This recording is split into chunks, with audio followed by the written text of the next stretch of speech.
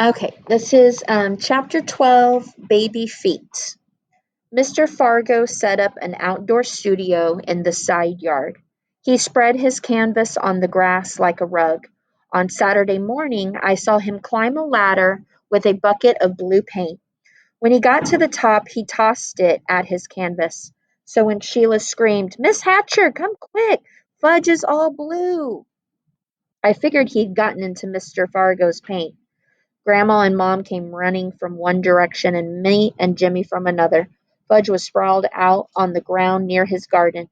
His face was streaked with blue, his shirt was stained blue, his hands were blue, he had blue in his hair.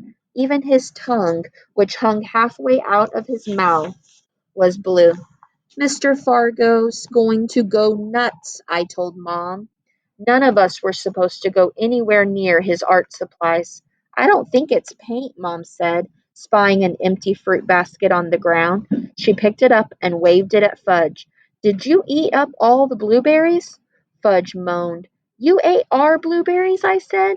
"Jimmy and I were on our knees for more than 2 hours picking them, and Grandma was going to bake us a pie."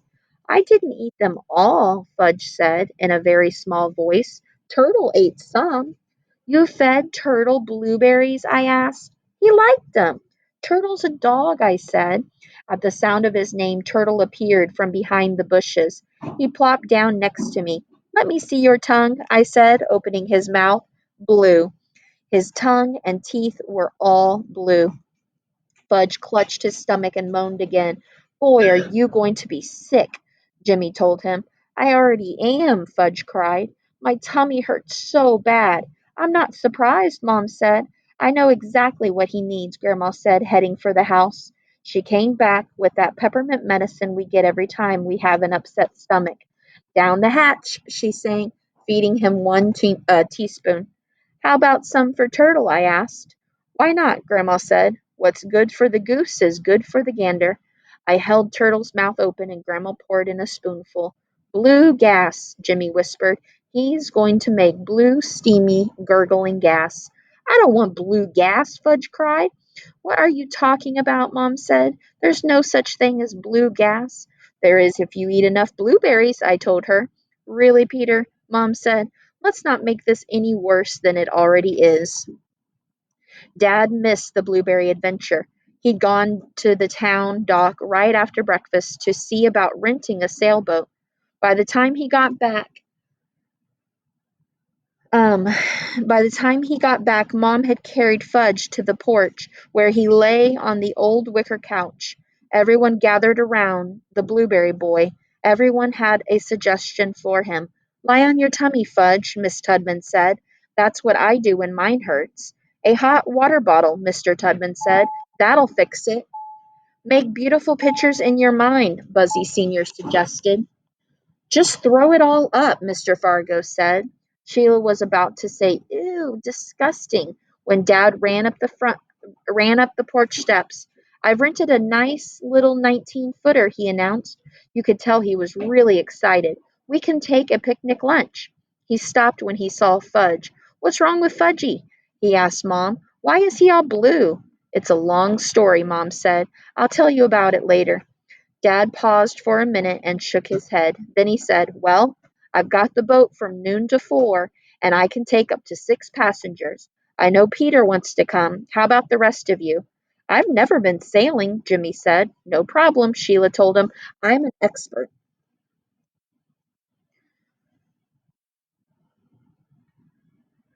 I'll explain everything to you."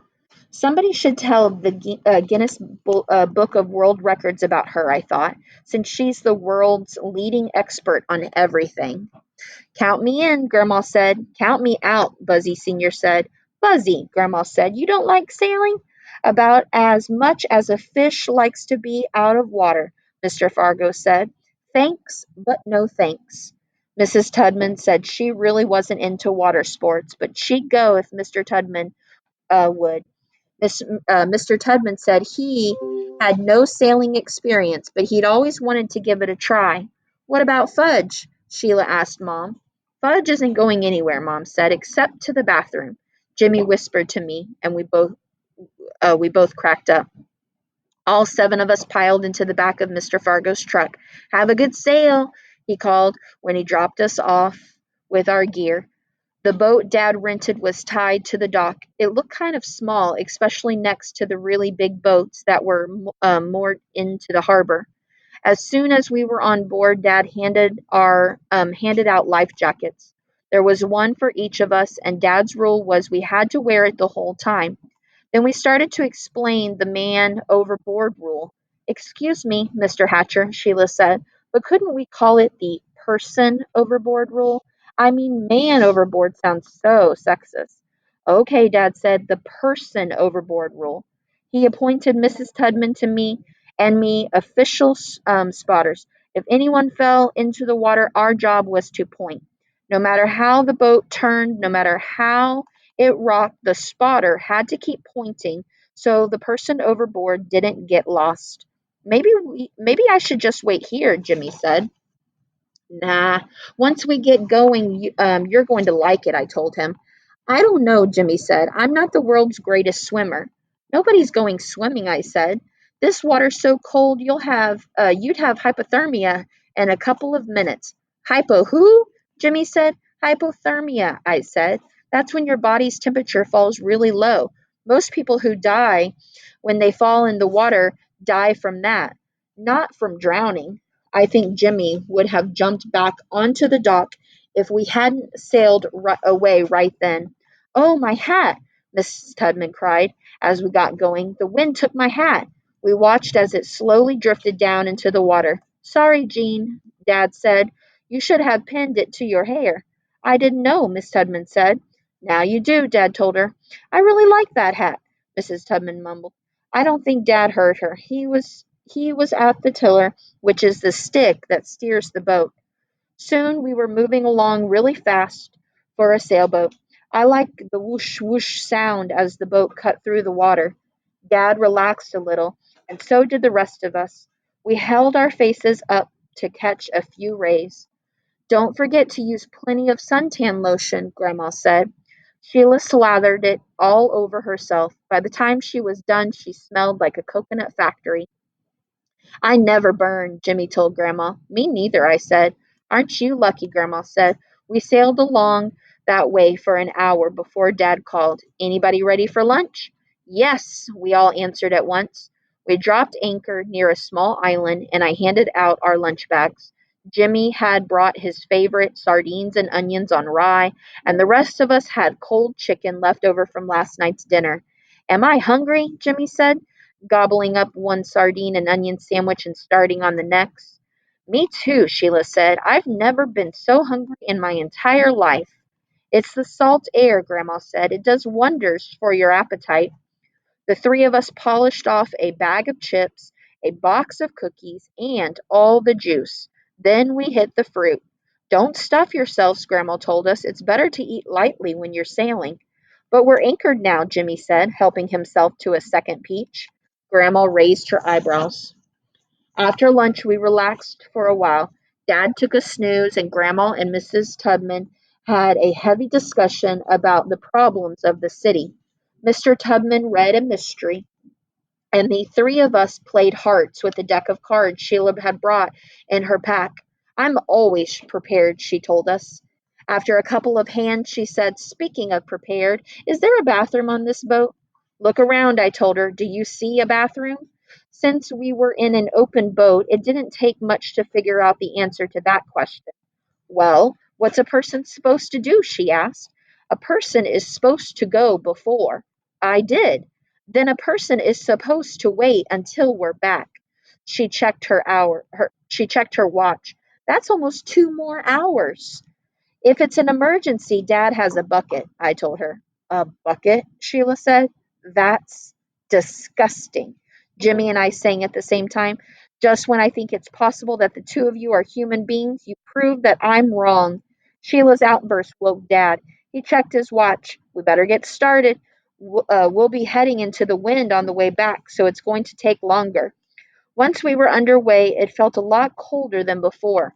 We pulled on sweatshirts, and Sheila shivered and moved closer to me. I moved away from her and closer to Jimmy. It got more and more windy as the sky filled with big gray clouds. The boat tipped and water splashed over the rail, spraying us. That's when Jimmy grabbed my arm and said, "I feel funny." "Dad," I called, "Jimmy feels funny." "Keep your eye on the horizon," Dad told him. "What horizon?" Jimmy asked. His eyes were rolling around in their sockets and he was turning green.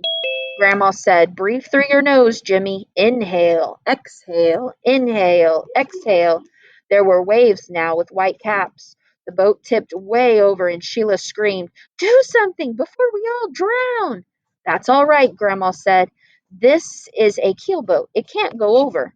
"It can't go over," I told myself. "It can't go over." Jimmy was trying to breathe through his nose, like Grandma said. I think he was more scared than sick. "A puff is coming, Warren," Grandma called.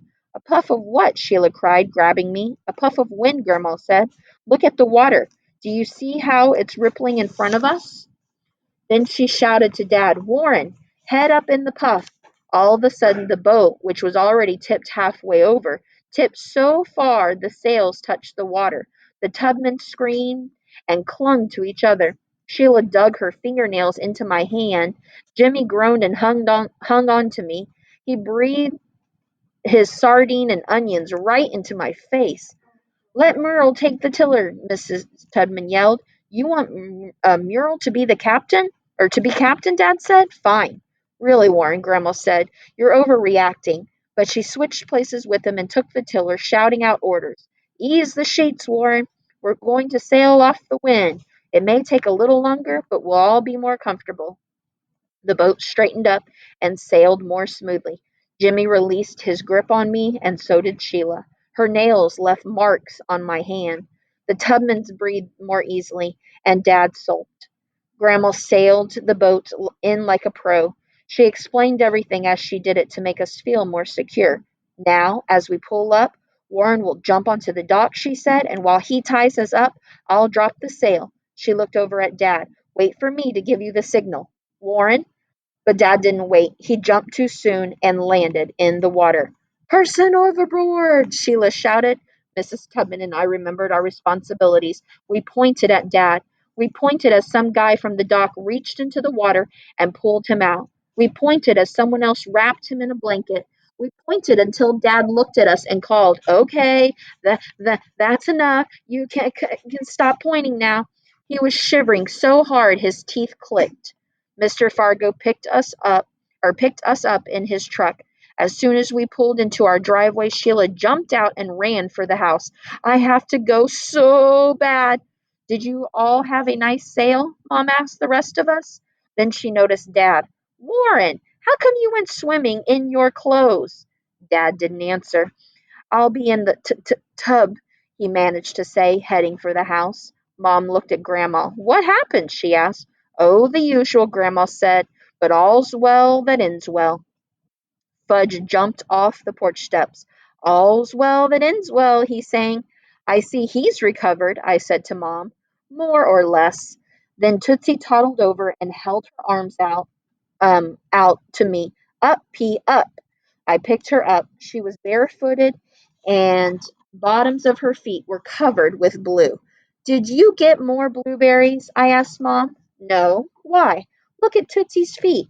"Uh-oh," Mom said. We ran to the side yard where Mr. Fargo had left his work. Mom sucked in her breath as she saw the path of little footprints across his painting.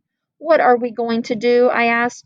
"What can we do?" Mom said. Mr. Fargo and Jimmy came around the house. Then Jimmy was telling him about his sailing adventure. I I was never scared," he said. "I knew it was a keelboat and I knew it couldn't go over." He stopped when he saw us and gave me a weak smile. "Peter wasn't scared either," he added. But Mr. Fargo wasn't listening anymore. He'd seen the footprints across his painting. His face turned purple. I held Tootsie tight and waited for the explosion. "Frank," Mom began, but Mr. Fargo held up his hand to stop her from speaking. He got down on all fours and crawled around his canvas. He stood up and walked away from it. Then he came closer, then he walked away, then he came closer again. He squinted. He scratched his beard. we we held our breaths. Finally, he muttered, "Baby feet." I looked at Jimmy. He shrugged as if to say, "Don't ask me." "Baby feet," Mr. Fargo said again, coming toward me. I backed away. He wasn't getting his hands on my little sister. "Itsy bitsy baby feet," Mr. Fargo cooed. "Itsy bitsy teensy weensy baby feet." He tickled the bottoms of Tootsie's feet, and she squealed. Then he laughed. Mr. Fargo actually laughed. "How'd you like to be my partner, Tootsie Pie?" He held her arms out to him. He swung her up in the air. "I think we've got something here," he told her. "I think those little baby feet of yours are going to be a big hit." None of us knew what he was talking about, but we were all relieved. That night after supper, Jimmy and I used up a whole jar of Noxema. We had sunburned faces, necks, and ears. Our ears hurt more than anything. "Why didn't you use suntan lotion?" Mom asked. "I never burn," Jimmy said. Famous last words, Grandma said. Then Dad, who had supper in his room, came down in his robe. He clinked a spoon against a glass and said, "I'd like your attention for a moment." Everyone looked at him. "I behaved very badly this afternoon," he said, "and I want to apologize to everyone on the boat, but especially to Mira, who saved the day." "Apology accepted," Grandma said. I was proud of Dad for admitting that he had acted like a sore loser. So when he looked over at me, I gave him the high sign and he smiled. Then Mr. Fargo clinked a spoon against his glass. He stood up and said, "I want to thank Tootsie for walking across my canvas and giving me the idea for a series of paintings called Baby Feet."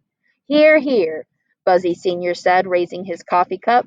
"Let's have a toast to Baby Feet and Muriel, who always saves the day." He gave Grandma a big kiss. Grandma blushed. "Buzzy," she said, "not in front of the children." Somehow, I don't think Grandma was talking about us when she said children. I think she meant Mom and Dad and Mr. and Mrs. Tubman, because they were the only ones who looked surprised by that kiss. All right, that's the end of chapter 12.